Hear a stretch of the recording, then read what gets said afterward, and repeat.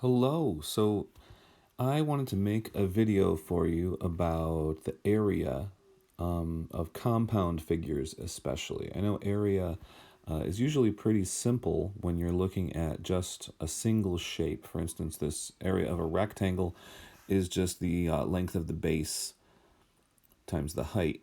You would just multiply those together and get your area. For any sort of triangle, like this picture, you would just do 1/2 of the length of the base times the height. And for just a simple circle, you would do pi times the radius squared, where, sorry, that's not r squared, that's just r is the radius.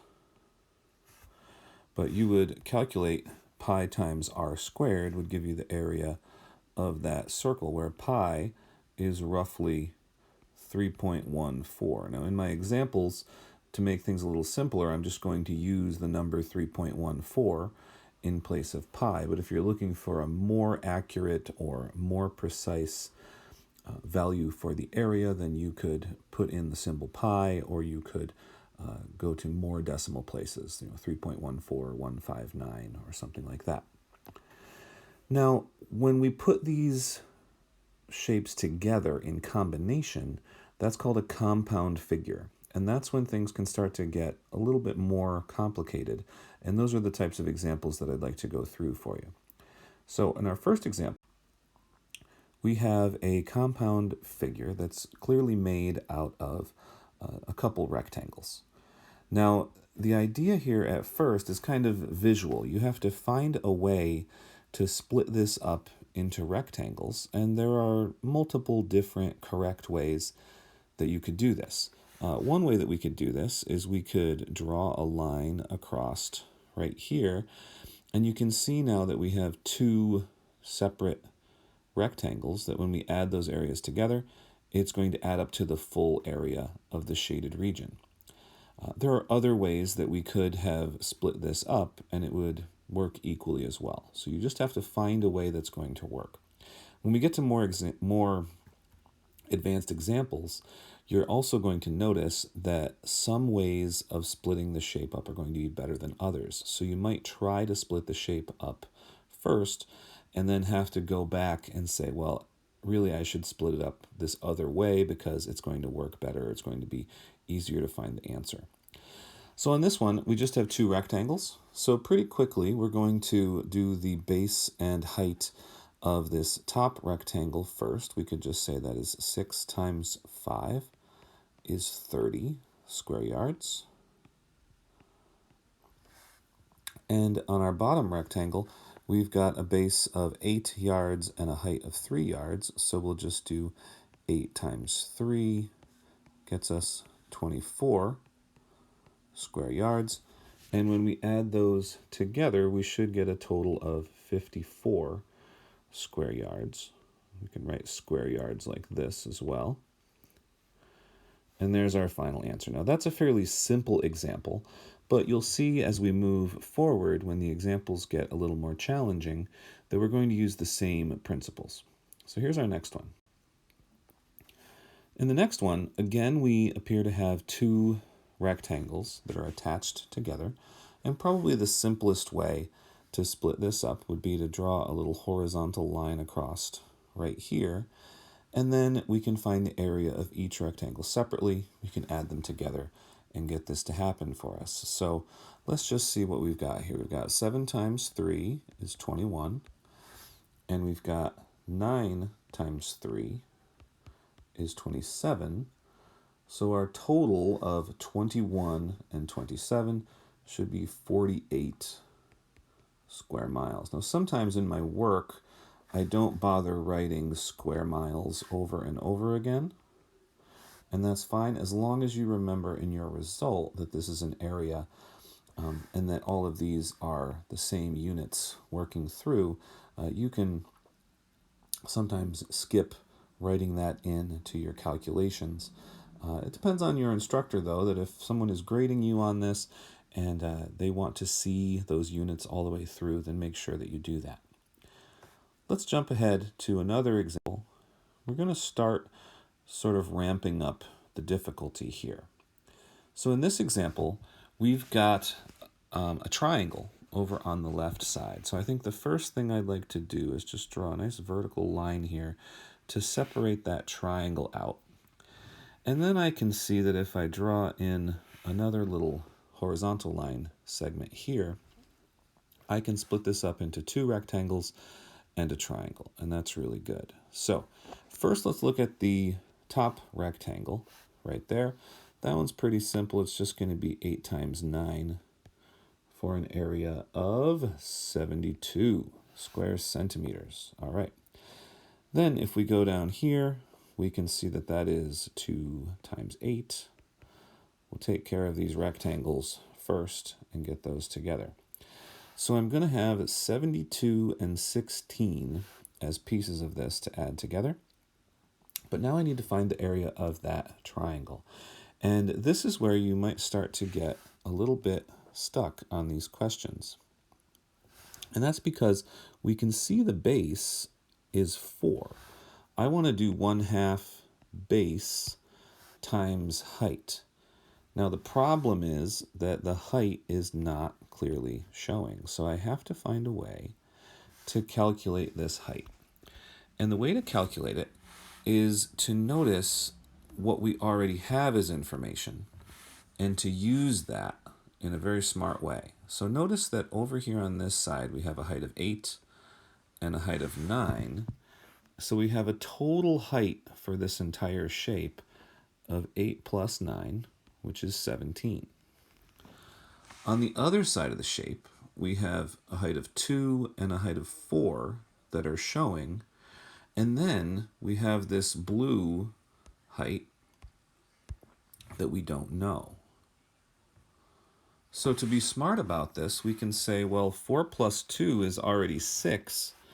So I need 6 plus something for my blue height to equal 17. Well, then it must be 11. That height there must be a height of 11. And I can put that in for the height of my triangle. So now I have 1/2 base times height is 1/2 of 4 times 11. Well, that's 22. And now I have all three of my shapes that we can add together here. 72 and 16 and 22, all those areas added together should be 110 square centimeters. And we found a little bit more complex shape. Now, we're going to start using that method quite a bit as these examples get more challenging. So you can probably see right away that again we have a triangle over on the right side. So the first thing we want to do is split that off. Notice again we don't have the height, so we're going to have to go through and calculate that height, but we already sort of have a method for doing that by looking at the height of the other side of the shape versus the height of this side. But we also have multiple rectangles, and there's really quite a few different ways that we could split this up. So I'm going to split it up one way. You could split it up many different ways, but just the way that I notice for myself is to put some horizontal lines across and split up my 3 rectangles that way. The reason that I wanted to do that is because in this way of splitting it up, the top rectangle is going to be very simple. It's 7 times 7 is 49. And the bottom rectangle is going to be very simple as well. 3 times 5 is 15. And in a similar way, the middle rectangle here is not going to be very difficult because I already know that this side of the rectangle down here is 5. So this side, this distance toward the middle is also 5. So the full base is going to be 9. And I just have 4 as a height times 9 is 36 for that rectangle. So the only thing left is to find the height of the triangle over here on the right side. We'll label that red so it's a little easier to see. And all I need to do is add together the opposite side, 7 and 4 and 3 is a total of 14. So I know that the full height of the other side needs to be 14, and I already have 5 and 4. So that's 9. 14 minus 9 means there's just 5 left for the height of that triangle. So for my height of my triangle, we figured out 5. We've got 1/2 base times height is 1/2, 3 times 5. Half of 15 is 7.5 square kilometers. So when we add these results together, 7.5, 49, 36, and 15, these should all come together as 107.5 square kilometers. Great. Now, next example. Okay, we're going to start adding some circle pieces or semicircles, which is just a half of a circle. Remember that the area of a circle is pi r squared, so the area of half a circle would be 1/2 pi r squared. And we can see here that we have half of a circle. So we're going to need to find the radius of that at some point. Now I would say that I'd also want to draw another line in here so that I clearly have 2 rectangles. The rectangle down here on the left is going to be a little bit simpler, so let's find that value first. 12 times 4 would be an area of 48. And then this tall, thin rectangle, we would say, well, the width here, the base of 3 is very easy to notice. But the height, we'll just have to add together 12 and 2, and this length here must be the same as this 4 over there. So 12 and 4 and 2 is 18. So we're going to have 18 times 3, which is 54. All right, so we've got 2 pieces of this to put together so far, 48 and 54. We're doing great. Now, the last piece is our little semicircle, 1/2 of pi r squared. So we need to find the radius before we can calculate the area of this little semicircle. And the way that we can do that is, notice the radius is the same on each side of the circle, and we've already got a height of 10 and 4. That's 14, but we know the height of the other side was 18, so that leaves 4 left for that diameter in there. Notice I said diameter. If the diameter is 4, then the radius is 2. So now we can do 1/2 pi times that radius squared.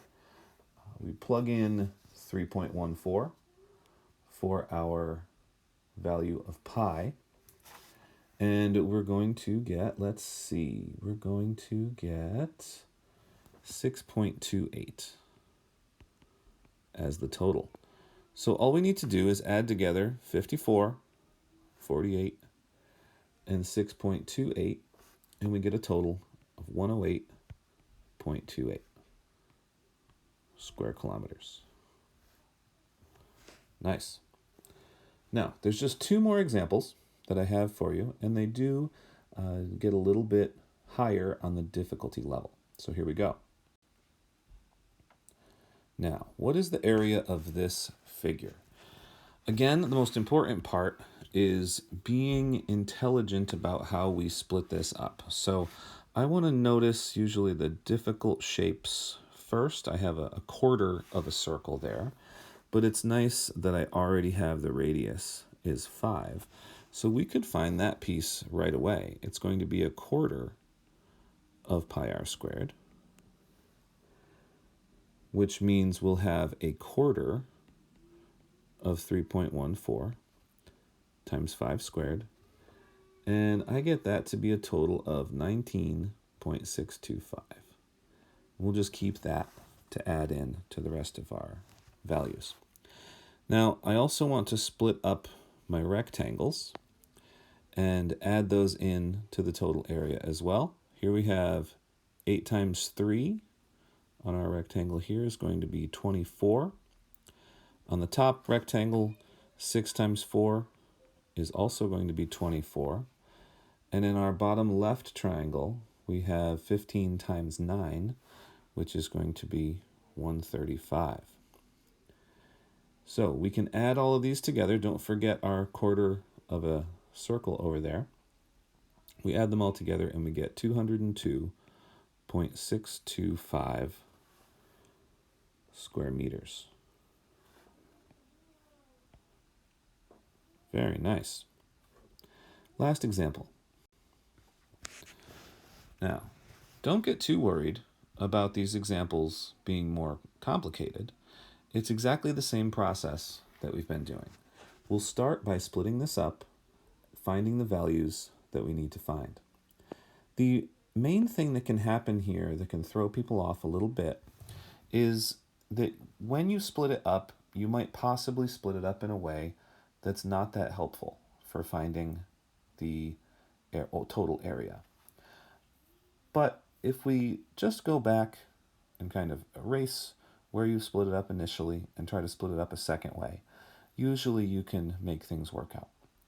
So first, I'm going to cut off these semicircles because I know I'm going to have to find the area of those semicircles, and I'm able to sort of make this a simpler picture. Now I just have to focus on the rectangles in the middle.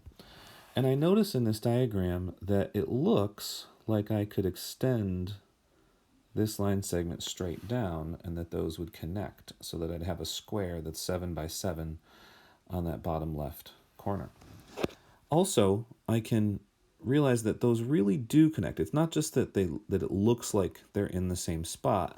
Because the radius of my circle over here is 3, I know that the radius there is also 3, so I have a total of 3 plus 4, or 7, on the top as well. So this actually does nicely build a square with an area of 7 times 7, which is 49.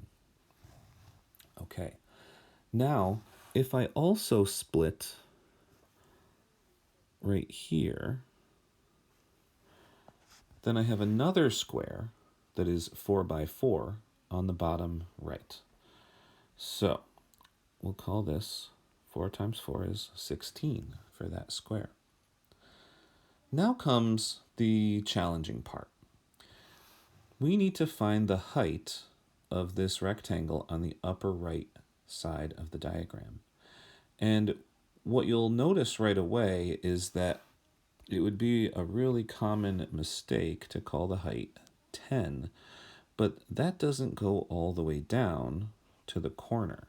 There's a little bit left, and we don't want to assume how much is left there. We want to really figure out how much. So the way we do that is similar to what we had done before. If we look at this distance being 10 down to here, and this distance being 7, the total height on the left side is 17. And if we look at the height on the right side, we have 2 and 4 and 3 and another 4 and some amount in the diameter of this circle. So all we need to do is figure out the diameter of this circle. We had 2 plus 4 plus 3 plus 4. I covered that up with my red. Yeah, that's a 4. And let's just make sure that's a 3 over here. Yep, that was a 3. All right, so we have 4 plus 3 is 7, plus another 4 plus 2. That's a total of, that's right, 13. So if that's 13, and the other side had a height of 7, well, there's 4 feet missing, and that must be the size of this black diameter across here. So that means the radius is 2 on each side. All right, wonderful. Now, the reason that helps is because now we know the full height of our rectangle as well. It's 4 plus 4 plus 3, or 8 plus 3, which is 11. So the height of this rectangle was not 10, as it looked like it was initially on the other side. 10 only goes to there. The full height is actually 11. So for that rectangle, we want to do 11 times 6, which is 66. Very nice. So we've got all of the rectangles taken care of, and we just need to calculate the size of these semicircles and then add all the results together. So we have 1/2 pi times 2 squared, and we have 1/2 pi times 3 squared. And when we calculate these and add in 49, 16, and 66, the grand total should come out to 151.41 square feet. There you go. Now, a couple reminders as you're doing this. The first reminder is that radius is not the same thing as diameter. Be very careful that whenever you have a circle, the diameter is twice as long as the radius. So that if the radius is 3, that happens on both sides, and the full diameter would be 6. The other thing you have to be careful about is to remind yourself that the height on one side of these shapes has to equal the height on the other side, the total height. So you can add together the values on one side and add together the values on the other side. They have to match. It really helps in your problem solving to be able to figure out, maybe if we didn't know the length down there of D, then we could calculate it out as long as we know the other 3 values. So I hope this helps. Oh, one more reminder for you. For the area of half of a circle, all you need to do is 1/2 pi r squared. It's really common that people will accidentally do the full pi r squared on that, so make sure you notice. All right, if you have any more questions about this topic, just leave your question down in the comments, and I would love to get back to you on that.